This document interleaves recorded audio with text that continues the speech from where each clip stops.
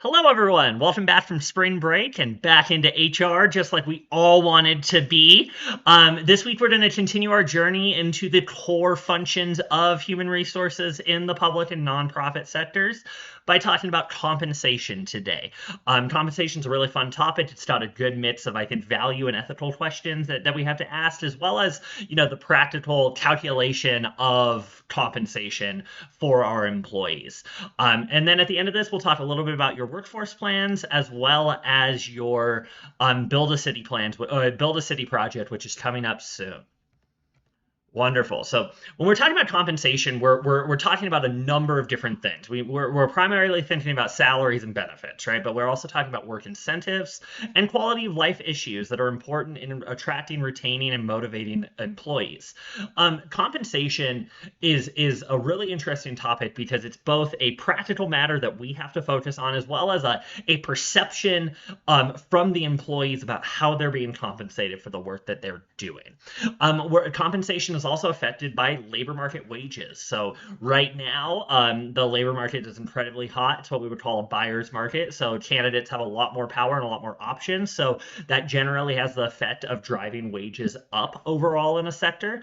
But when hiring slows down, wages tend to cool off and slow down as well. We're also talking about the extent of the other benefits, right? Especially in the public sector, we talk a lot about, well, we can't have a competitive salary, but our benefits are really good. We'll talk about what effect that actually has. And then what is the organization's ability to pay, especially for those of you interested in nonprofit management? This is a huge issue in nonprofits. And then the federal, state, and local laws that govern salaries, which differ between the public and nonprofit sector. So we're going to talk about that today. Um, First thing we need to talk about, modern HR is all about equity. And so we're going to talk a little bit about equity theory, which is when workers compare themselves to other workers and expect to be compensated based off of the amount and type of work that they do compared to others. We're also going to talk a little bit about external equity, where workers compare themselves to the labor market and what other organizations do. That's where things like your professional organizations and professional networks come into play. Public employers, to calculate pay equity, also compare based off of population, workforce size, the mix of urban and rural work, the equalized assessment value, or your EAV, and your per capita wealth, which is your EAV over population. Nonprofits do similar things, but more focused on the work that they do. So they're going to compare similar services, size, structure, revenue, cash compensation, schedules for salaries, cost of living adjustments to similar organizations in the nonprofit sector. We're going to use a couple of terms today. I'm going to talk about things like salary schedules. Salary schedules are really important, particularly in the nonprofit sector. But there's if you're looking at things like education, in the public sector, salary schedules are really important. Essentially, it's a predetermined schedule. It's a big table depending on the candidate's experience, their education level, and then also how long they've been with the organization. So generally, salary schedules will increase for incumbent employees over time. We're also going to talk about benchmarking equivalent positions, or I'm going to shorten it probably to benching. Benchmarking equivalence is really important because it's how you make sure that you're remaining competitive within the pay market. And so as you hear these sort of things, just make sure that you're checking back. I didn't want to lose anyone on the little bit of technical jargon that we're using this time. Equity theory is really important. We really have to understand it when it comes to compensation. So for those of you that are that are assigned compensation for our Build a City, equity theory is really important.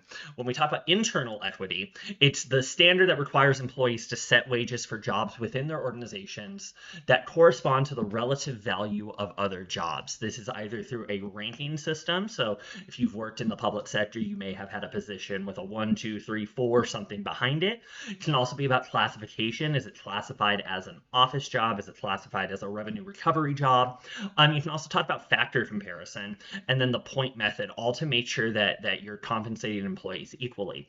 In the practical matter, what this really means is that if you're working as, let's say, an administrative specialist for a specific department within the state of Colorado. You're working for the Department of Revenue, right? You're doing that administrative work. That administrative work is relatively consistent no matter where you're working.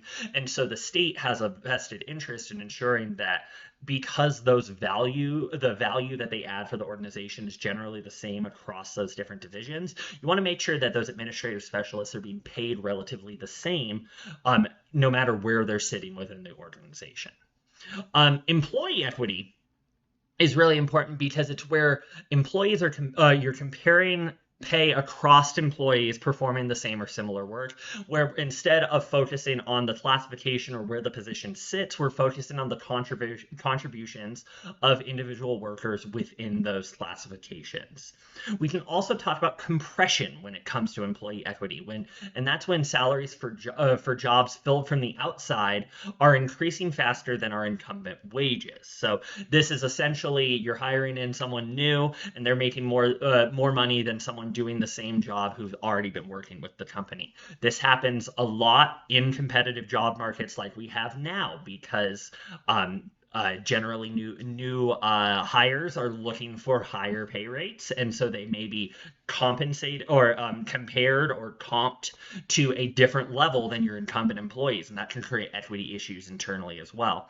Then you also have grade creep, where we reclassify position to the next highest grade so that employee receives higher compensation despite no change in the job. So when we talk about the grade of positions, your ones, your twos, your threes, your seniors, your executives, whatever your organization does, oftentimes what we'll do to ensure that pay can go up, because there's already a set limit for where pay can sit within a certain position, you might be upping a position's grade without actually checking the responsibilities.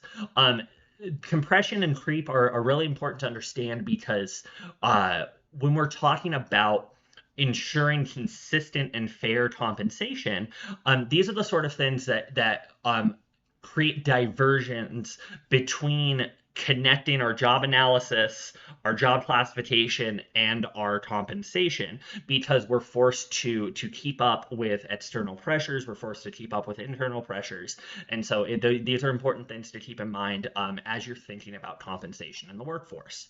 Here's a good example of a salary schedule. So in the federal government, you've got GS grades; those are the grades that you have, and so what they have is grades from 1 to 15 before you hit SES or Senior Executive Service. And then you have different steps along the way. And so these steps, depending on the position, are going to reflect competency checkpoints, tenure checkpoints, different things that employees can do, different incentives that they need, depending on how this organization chooses to do their compensation. But as you can see, the hiring, the ranges, step 1 is likely the hiring range where you'd hire at this position, and you're seeing the value and how it goes up over time. When we talk about the competitiveness of public sector pay, it's not necessarily this intro level pay that we're worried about the competitiveness of. We're actually worried about the incumbent employees and their salary, what we would call their salary ceiling. So when you're hired in as a GS8, you're starting at 41,000. A comparable job within the private sector likely starts in that general range.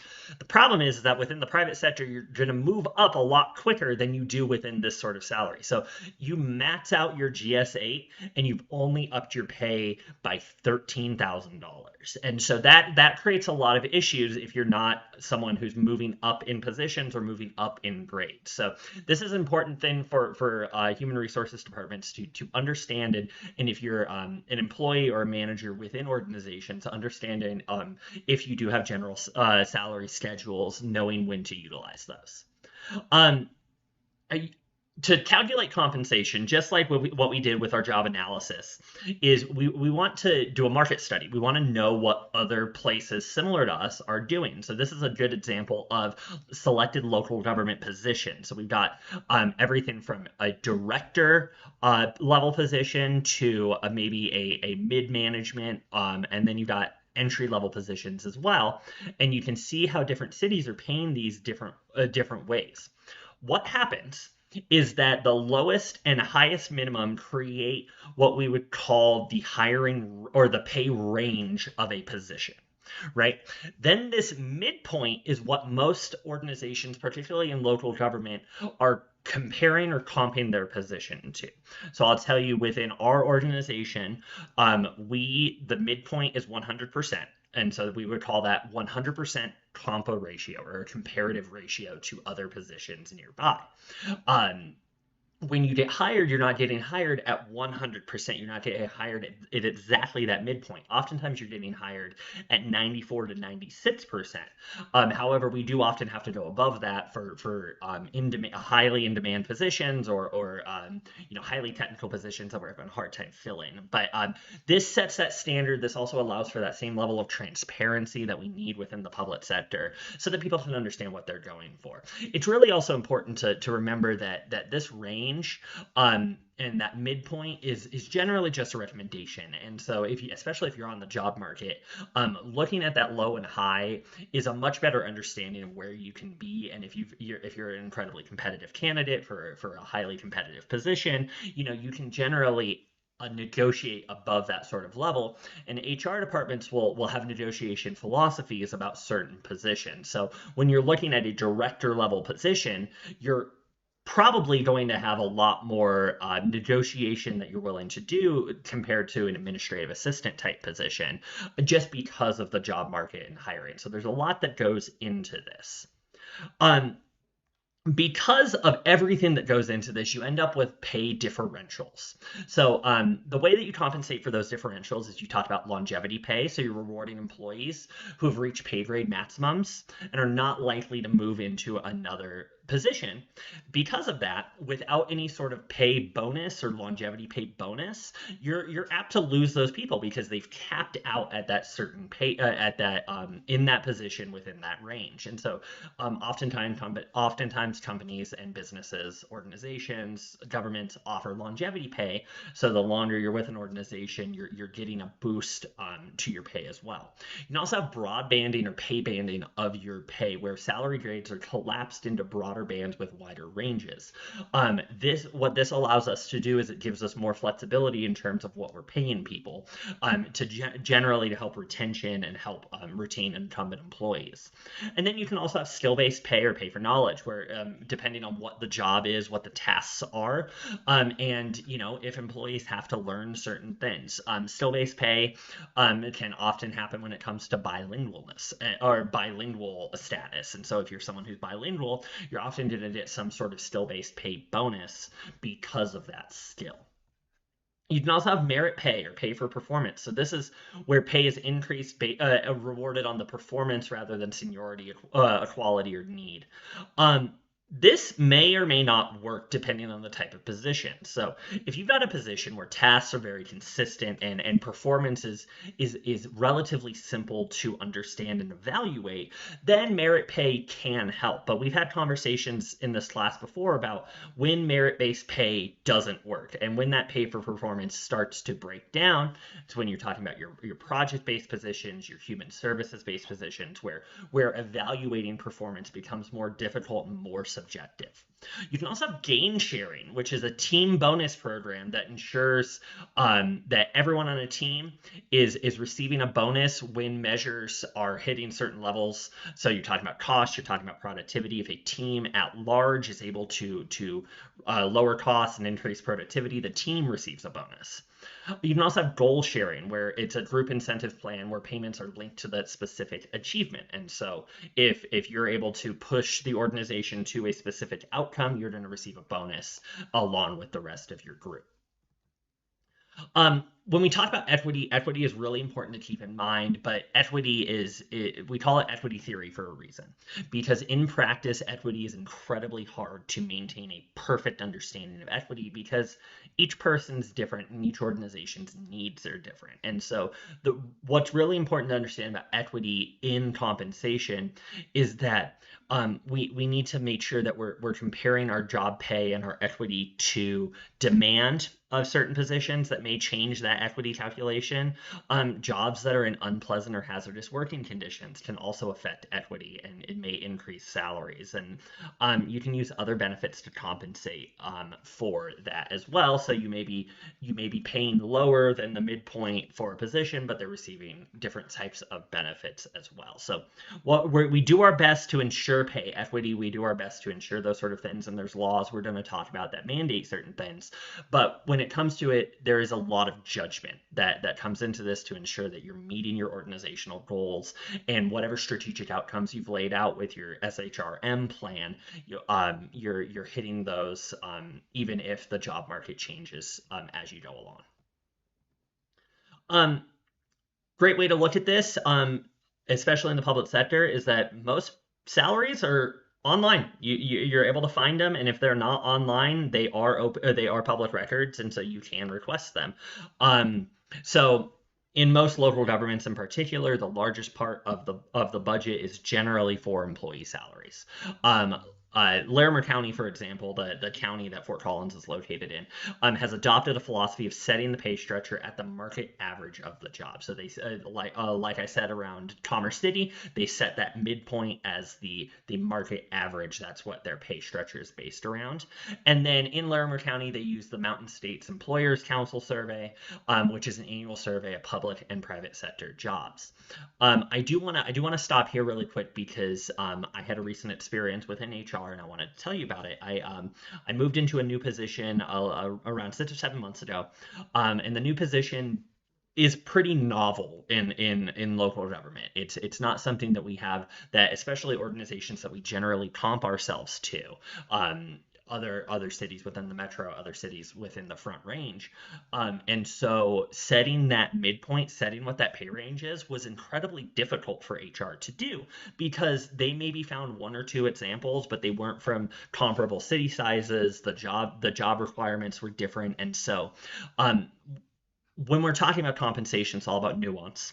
And so I ended up in a position where they essentially just had to guess at what the pay range was.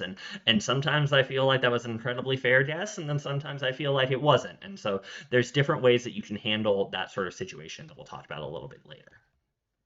Now let's talk about executives. We're all in this program because we one day want to be CEOs, CFOs, city managers, leads of departments. We want to run our own nonprofits, right? We all want to move to that executive level. In the public sector, particularly, executives are exempt from civil service protection. So whereas public employees are generally protected by civil service, those merit-based ones, so they can't be fired for political reasons. We talked about Pendleton, that sort of stuff. Executives are exempt from those because they serve directly at the discretion of elected officials, or in nonprofits, you're serving at the discretion of the board. Because both of those sectors, oh goodness, I just put a shot all the way back. Because in both of those sectors, those positions don't have that same sort of job security, executives are expected to negotiate employment contracts that specify the level of compensation and benefits that they receive. One of the important things around executive benefits is severance, right? Because you're working at the discretion of either an elected or a nonprofit board, you want to make sure that you have protections if the dynamics on that board were to change. And we often do that through severance packages. This essentially creates it disincentivizes them firing you because there will be a literal cost to them firing you. So my city has recently changed city managers, and as part of that, there was a severance negotiation that we then had to pay out to the previous city manager as part of the contract agreement. Other executive things that you may see and you want to keep in mind, especially as you move up in organizations, is moving expenses, right? If you're being hired for an executive level position all the way across the country, one of the things that you can negotiate for is moving expenses. Hey, it's going to cost me $8,500 to move all my stuff and put a down payment on this house and blah blah blah. You can ask for those sort of things during the contract negotiations. You also want to make sure you're negotiating your health insurance, your retirement insurance, your disability insurance.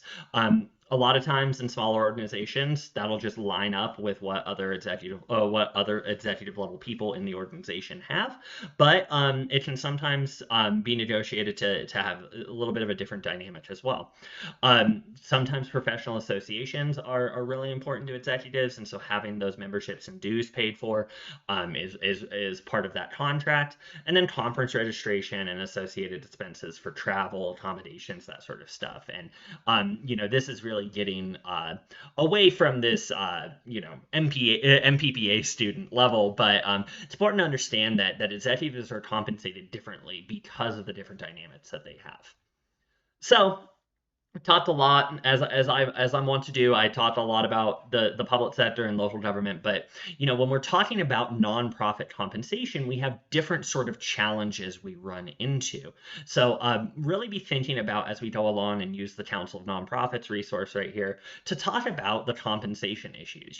We know that nonprofits generally have lower pay ranges. They have restrictions based off of their tax requirements on what they can be compensated. So within nonprofits, it's not necessarily as simple as finding that midpoint because oftentimes nonprofit employees have jobs that are non-comparable.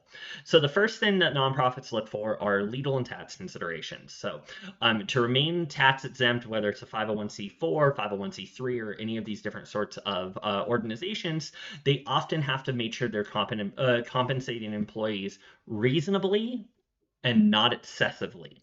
What that means is generally legally more murky, but you want to make sure that you're not, part of the point of a nonprofit is that the employees aren't necessarily in it to make a huge profit. So you have to keep those pay levels reasonable.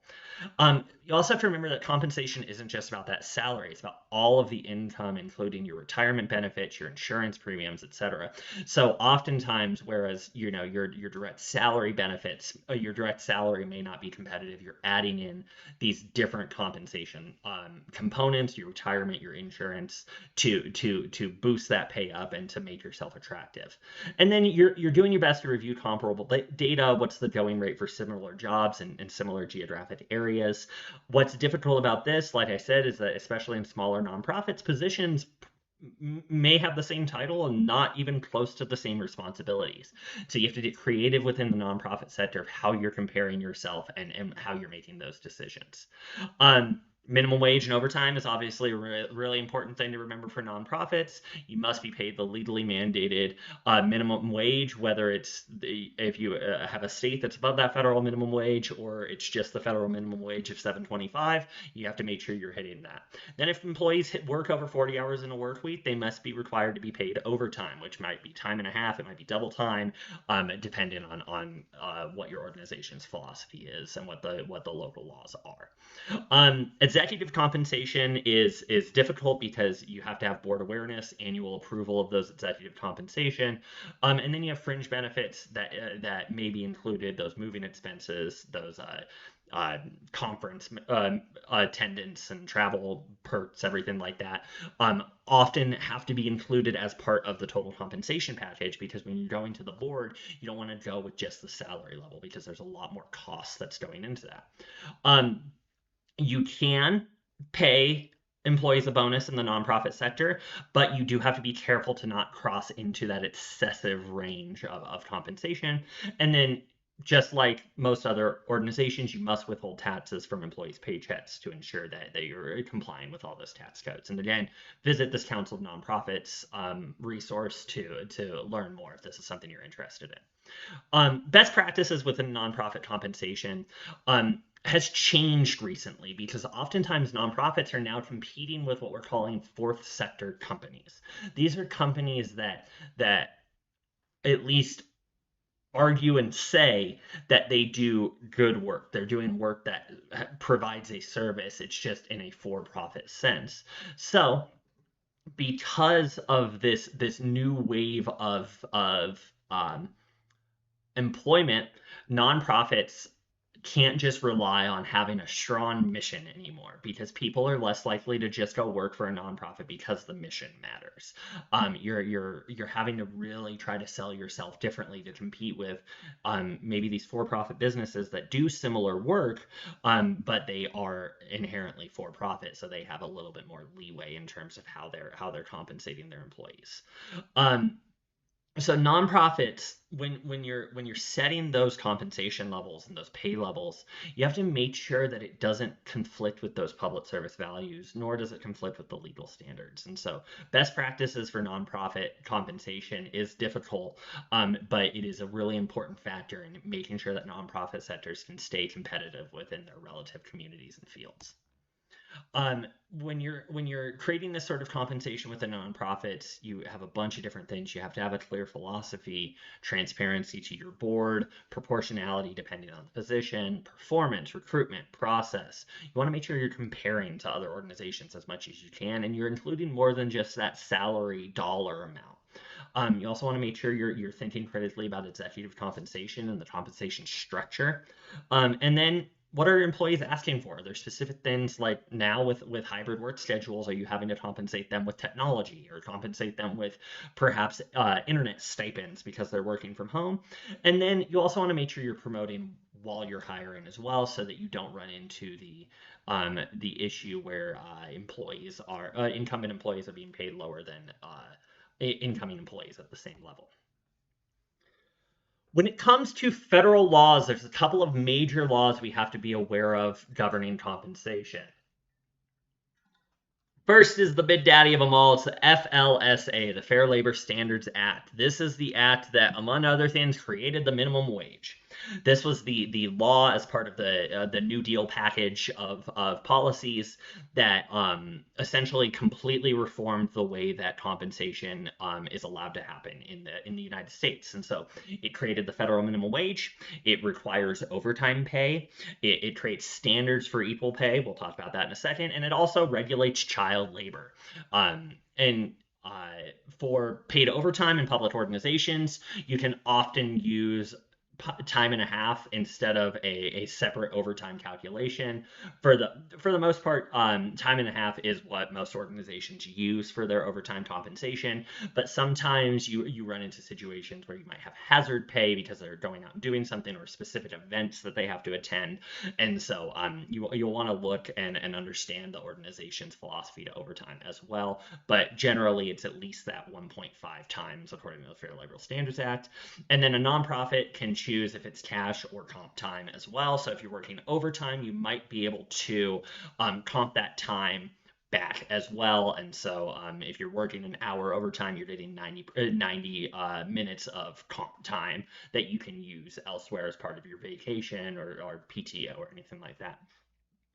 And then, of course, during the civil rights policy revolution in the 60s, we had the Equal Pay Act of 1963, which prohibits unequal pay differences for men and women who are performing equal jobs, requiring equal skill, effort, and responsibility, and performed in the same establishment under similar working conditions. So what you can see here is kind of this layering of equity and equality rules in compensation from the FLSA to the Equal Pay Act. And then one of the most recent developments was the Lilly Ledbetter Act.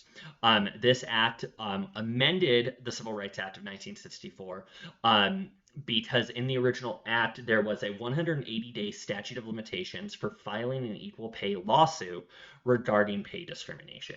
That was essentially when someone is hired, you have 180 days if they're being paid, if there's discrimination happening and they're getting paid higher or lower than someone else. You have 180 days, and if you miss that range, you're SOL. And so the Lilly Ledbetter Act essentially said every time a paycheck comes through, that 180-day clock resets. And so it requires organizations to be more accountable for the equity in their pay structures between for equal pay complaints. State and local government Minimum wages are the main compensation laws that you'll have to be aware of depending on where you work. State and local governments cannot pay wages lower than the federal minimum wage. The federal minimum wage is a floor policy. You have to pay at least that, but you can go above the floor. But you can also require higher wages, as often happens in many states. So um, there's different sort of ways that state and local governments can set these minimum wages. It can be based off of living wages, which is the providing for the basic needs of a family in a specific community. I believe the city of Seattle has a policy similar to this about their minimum wage, where it's set at a there's a living wage calculation that they use to set that minimum wage. Wages set by local ordinance cover specific sets of workers, usually government workers, workers hired by businesses that receive a government contract. And then the living wage ordinance is that tax dollars should not be used to support poverty level jobs. This is something that you're seeing more and more frequently in cities, but there's obvious political components to the conversation about minimum and living wages. Then you can also have comparable worth wages. So this is the idea that each job has an inherent value or worth that can be compared to different types of jobs across the organization, which tries to eradicate that pay disparity between jobs that are traditionally female versus jobs that are traditionally male. So, going back to our administrative specialist type position, those are jobs that typically skew female. And then you've got, on the ground, you know, road workers, people doing physical labor tend to skew more male. And so depending on the comparable worth of those positions, you're trying to make sure that the pay is equitable based off of that comparable worth. But once again, just like all of this, there's nuances to it. Federal minimum wage, every time I see it, it's so shocking to me. But the federal minimum wage is still $7.25 an hour. Um, Effective in 2021. I don't believe that's changed anytime soon. And then you see across different states the different sort of minimum wages that they set. So, California is the highest, at least, or DC is the highest on this list. California is the highest state. Colorado has a minimum wage creep that they passed in. I believe it was voted in via a referenda in 2016, 2018, which essentially ups the minimum wage year over year automatically in an attempt to keep up with just growing costs. And then the one I like to point to is Georgia. Georgia's minimum wage is actually set at $5.15 per hour. It's unenforceable though because it does violate the Fair Labor Standards Act, which sets that minimum at 7.25 per hour. But it's important to realize that like the United States, while it does have a um, looking on the broader scale has a decent minimum wage. When we're looking at comparable countries with similar economies, especially in Western Europe, your Australia's, we're not even close to competitive with that sort of stuff. So it's important to understand what the minimum wage is and the different philosophies behind setting minimum wages. Government pay in particular is incredibly problematic. We've seen recently strikes in multiple sectors that because of pay rates. And so the famous one happened in 2019, 2020 were teacher protests and teacher walkouts. But you're seeing similar ones now. We had recent rail threats of rail strikes.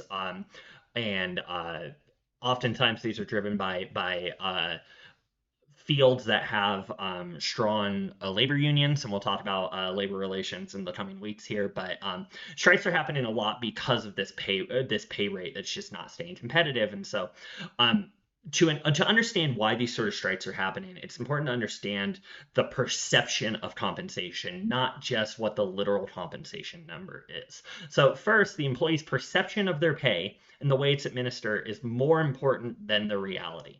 Communicating that is really important. So one of the things that happened, I'm married to a public school teacher who has had those sort of experiences. One of the things that happened within the education sector is teachers started to realize that they were being asked to do more and more without the pay changing to compensate them for that. Whether it's psychological support for their students students, or is there certain communities that are having teachers carry guns in case of active shooters? And so these sort of things created a different perception for a lot of teachers that you're requiring us to do these extra things, you're not compensating us for it. And so that caused a lot of those strikeouts, or there's those walkouts and strikes.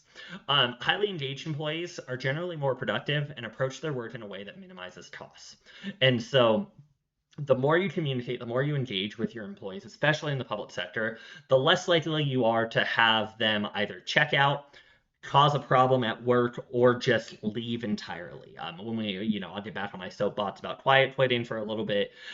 Generally engaged and fairly compensated employees aren't quiet quitting. They aren't doing the bare minimum. And paying your employees appropriately and engaging them, communicating with them properly, minimize those other costs. But it's the cupcake problem where we're looking more at the short term costs than we are at the long term effect of something like this. Um, Also, governments need to do a better job of understanding the labor market dynamics and the need for flexibilities to offer salaries to attract needed talent. So, I actually had experience last night from when I was recording this, not from when you're watching it. That wouldn't work.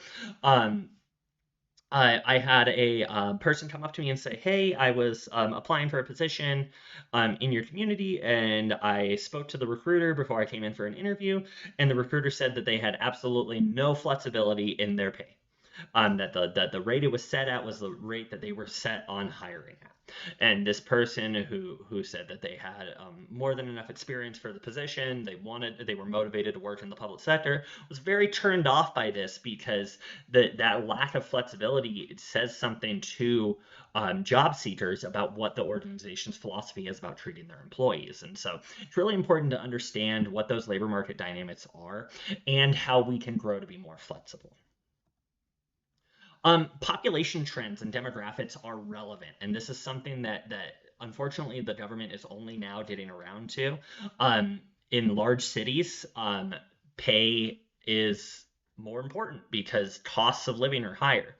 In rural communities, pay is also really important because costs of living may be generally lower, but the other factors that go into living and working in a rural community, whether it's commute time, whether it's access to resources, different sort of stuff like that. Cost of healthcare is a huge one in rural communities. You have to be able to be responsive to that. If you're a community out on the eastern plains of Colorado and you're trying to compare your salary levels to the city of Fort Collins, you're not doing yourself any good because of that. You have to look at your local labor market and your local demographics to ensure that you're properly compensating your employees.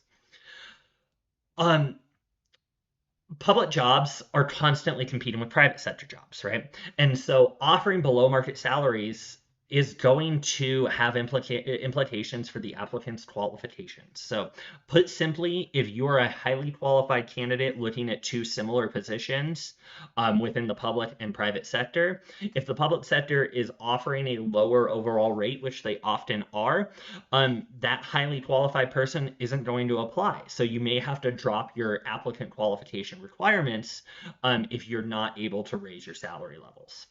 Um, Pay for performance, we've talked about. It's worked in the private sector to some extent, but doesn't generally work well in the or in the public. I think I mixed that up. Hold on. Pay for performance works well in the private sector generally, but doesn't really work in the public sector. It requires leadership and investment, and you have to be really, really thoughtful and strategic about how you're managing and evaluating performance, because simply, just putting in whatever your subjective performance level isn't actually addressing the compensation issues there. And then you want to give feedback and recognize contributions. This is a really important thing. This is that humanizing of HR, humanizing of compensation that's really important for governments to be able to do. Recognition of employees is one of those things that people are often looking for the most.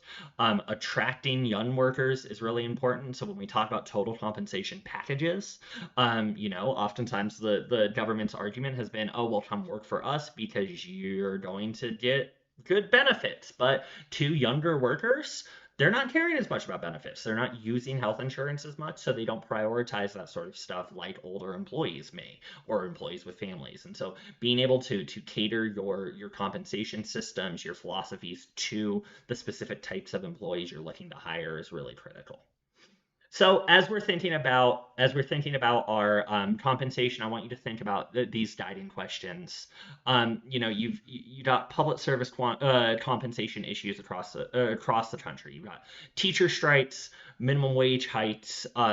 You've got civil service reforms that affect compensation. So start thinking about some of the considerations we've talked about, and how do they impact these different sort of conversations, particularly in the public and nonprofit sectors. When you're talking about strikes over wages, you're talking about increasing the minimum wage. What are the effects of these different sort of compensation considerations on those positions and on the public service job market writ large? I'll tell you that it's probably not an exaggeration to say that the strikes, the exodus of teachers from public schools in particular, and then the pay strikes that were happening in 2019, 2020, were not good for hiring teachers. Let's say that. And so it creates a more difficult hiring environment because less people are likely to work in an organization like that. So be thinking about that as we're talking about compensation. Um, Underpaid people. Um, Really important podcast is posted on our module for this week. What happens when you're underpaid? Um, there's a lot that goes into it. The employee that's underpaid, what can they do? And then what happens when there's equity problems that are confronted directly with budget problems? There's equity problems and performance problems. And what happens when promotions decrease or go away? Different things you can do when this happens. You can often just go talk to HR and ask them about what happened. You can get a comparable job offer and investigate the market value. So this is where you can you what is oh it's I was reading something. It's not rage quitting anymore. You're rage applying, and you're going out and you're finding similar jobs to demonstrate, like, hey, look, I'm a competitive, attractive candidate to all these organizations, and you're not paying me as such. And so, oftentimes, what happens is that organizations will offer what are called stay bonuses as a way to say, like, I know you can get paid elsewhere, but if we give you $6,000 right now, will you stay with us as we work on upping the pay range or something like that? Um, Underpaid employees can also just leave, and that happens quite a bit. That's happened quite a bit since the pandemic as well. You can weigh or discuss those other benefits, or there are different things you can do. Unfortunately, especially in the public sector, being patient and speaking with HR and coupling these things together is often one of the only recourses you have unless you're a collectively bargained union employee. You can also reevaluate the industry that you're working in and take advantage of learning opportunities by going slow to go fast. So listen to the podcast. Got some interesting thoughts on underpaid employees. So when we're talking about compensation systems, we should be designing those with the intent to attract, motivate, and retain proficient employees. Those factors that determine salaries paid to public and nonprofit employees include the external labor market, federal laws, responsibilities, and KSAOCs required for jobs, and the agency's ability to pay the competitive wages as well. Equity is an important part of the compensation system as well. So hint, hint, wink, wink to those to whichever one of you is doing the compensation section for our Build a City. Equity is an important component to this, and then also remembering that executive level positions are generally different and are negotiated separately from those salary schedules. So, as now that we've kind of talked about this a little bit, I want to spend some time, as you can see my dog on the screen right here. I'll just put myself center. I want to spend some time talking about our different projects as we've been going along. I've been very impressed with a lot of your workforce plans. It's a difficult thing to do, and one of the things I want to call out to you and I want to reassure you is that the tried to give you as much structure as possible about your workforce plans. The problem with performing works for specific clients, particularly within the public sector, is that you're not going to get a lot of guidance often. And so, being comfortable, being creative with how you're doing things, asking questions, communicating is a really, really important factor. Um, if any of you are still concerned about your workforce plan, or you're concerned about this Build a City project that we have coming up, please communicate with me. If you communicate with me and you talk through your concerns and you work through them with me, I will not let you fail this class. That's just frankly what I will do. But if you're struggling, but you don't communicate that with me, or you wait until the very last second to communicate that with me, you're really tying my hands. And so just make sure you're communicating. And I also want to remind you that both in the rest of your grad school experience, if you have some, or in your jobs in general, communication is one of the most important things. So if expectations are unclear, if you're unsure about your performance, asking questions, setting meetings, and communicating is a really important factor there. So we've got our final or our presentations for our workforce plans coming up. Make sure you're commenting on your colleagues and providing them with good feedback about their plan and kind of engaging. We've got a really wide berth of different organizations that your colleagues are working with. So a good learning opportunity before you turn in your final project. And that final project, the final deliverable, I am happy to review drafts beforehand. I do recommend, because I technically can't require it, because it's your paper, but please, please, please submit them. Let me put a grade on them. Let me provide them with feedback before you send them to your organization. It's not a matter of not trusting you. It's just a matter of quality assurance on my part to ensure that the students that I'm putting out there are giving the exact quality of work that I'm expecting of them. And it's a reflection of both me and you and the organization, the program. And so we want to make sure that we're doing that. So before you send anything over to your client, make sure you're turning in and making the changes that I have. In terms of formatting and everything like that, the sections that I'm expecting to look for. You can look at the module on Canvas to see those specific requirements. But in terms of cover pages, citation styles, completely up to you. Just make sure it's professional looking and consistent, and you should be good there. When it comes to the Build a City, we're coming up on that. I think our first deliverable is due in week 13, so that's mid-April, right around then. And so make sure that I have updated the Build a City scenario with your assigned sections. I also commented on your initial unit survey that you filled out up front. If you do have concerns about your section, now that we've learned a little bit more, reach out to me and let me know. But I do think, based off of getting to know all of you a little bit better, I do think that you're all assigned to one that will be good for you and challenge you in a good way. And so be looking at that. Make sure you're reading the assignment descriptions really carefully. Make sure that you're putting the work into this. It is a creative one, but if you look at the eventual recording and written report that you're going to submit to our city council, uh, it does function to some extent like a final exam. I'm looking for you to engage with the theory. I'm looking for you to engage with the considerations. What are the laws applying to your specific thing? Go back, watch recordings again, go back and review the PowerPoints, read those chapters in your textbook again. Make sure you have a good understanding of that section as it applies to the scenario as we see it. I'll talk a little bit more about this as we go along. I'll give you a little more detail, but just want you to start chewing on that, start considering it as we're moving towards that final thing. I want to thank you all. I hope you all had a good spring break, and I'm excited to finish off this semester with you. We'll talk soon.